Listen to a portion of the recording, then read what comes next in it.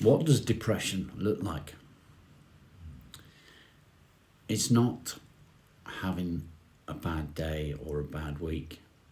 It's not about suddenly feeling a bit sad. It's about having a hard time that you can't control the way your mind is thinking. You have intrusive thoughts on a regular basis. It pounds at you. It drives you down. There's no simple explanation to depression. We can all have a bad day.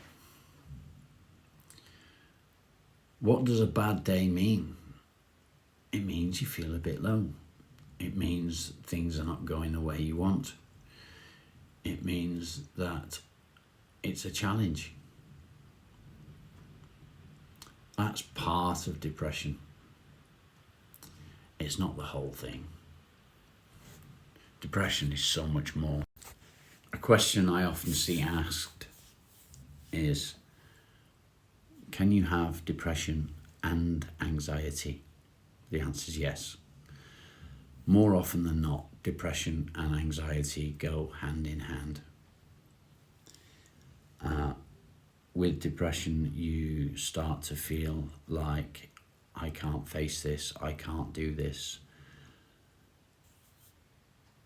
And all these things will happen in your mind where, let's say you want to go out, or you have to go out for something, and your brain's telling you, but you can't do it. You can't do that because, or you can't do that because of this, or you can't do it because of that. That's where the anxiety starts to come in. So yes, depression and anxiety do go together. Can you beat it? Can you beat depression? Can you beat anxiety? Can you get yourself into a position where they no longer matter? The answer is yes, you can. You can beat it. You can have it under control. But it will never go away.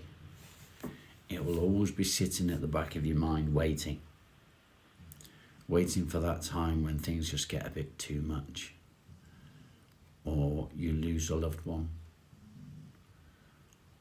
or something will happen out of your control and you'll feel guilt because of it,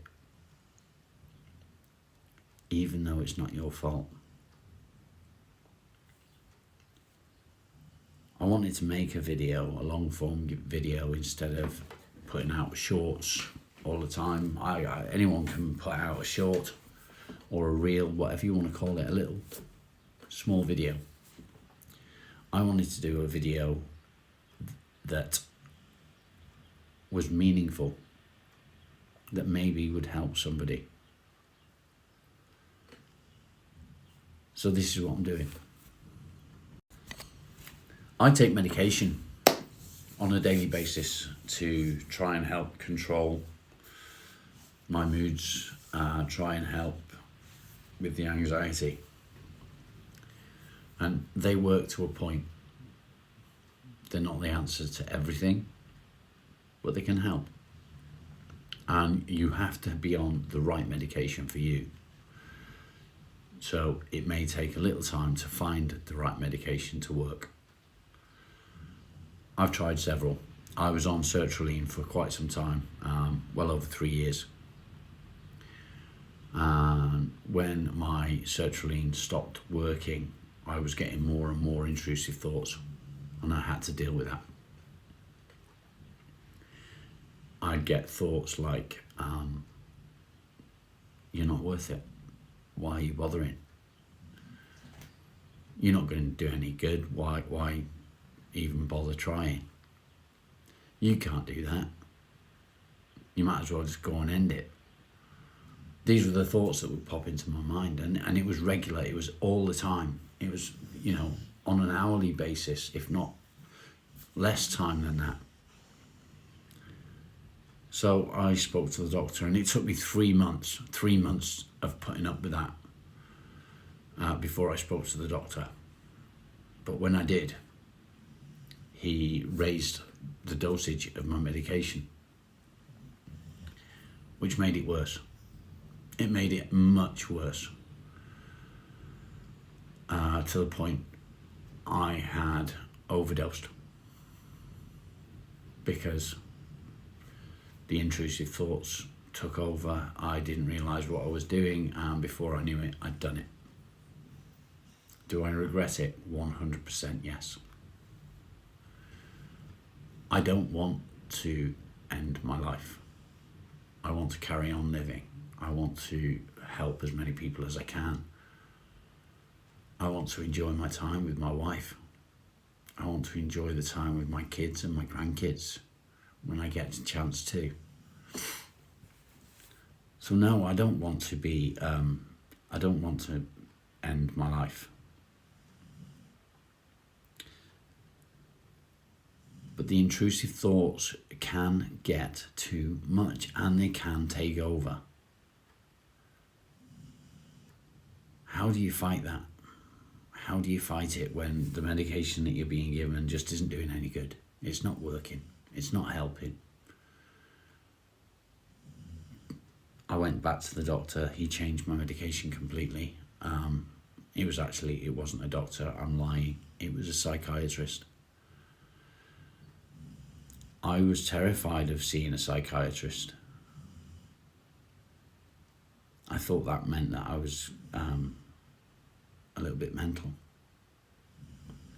Like I was going to be put into a mental hospital. I was terrified that I was going to be sectioned and sent away because of my mental health, because of the way I was feeling, because of the thoughts I was having. They didn't section me. He just changed my medication.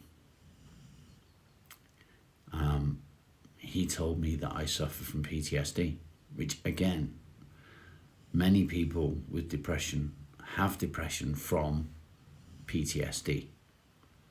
So that's something else that can sometimes go hand in hand with depression.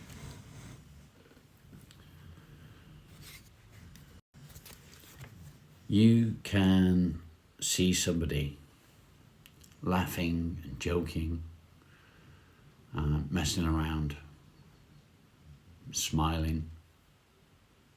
Anyone can smile.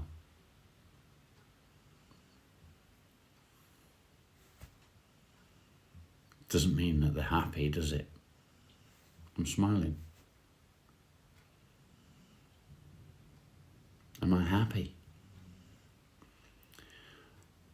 Depression gets hold of you. It takes control. Robin Williams is a perfect example of somebody with depression. He suffered so badly with depression, he took his own life. But nobody would have believed it from him. He was always laughing, he was always smiling. He was a comedian, he was a comic, he was funny. Depression can come from many places.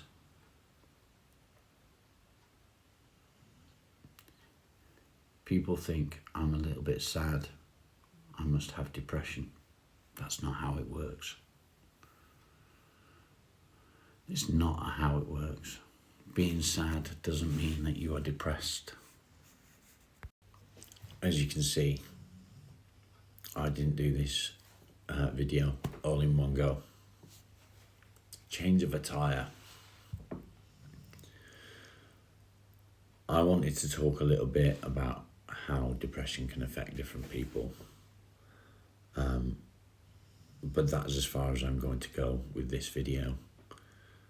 Thank you for spending the time watching me ramble on. I hope that you find it useful, and please look out for the next one. Take care, guys.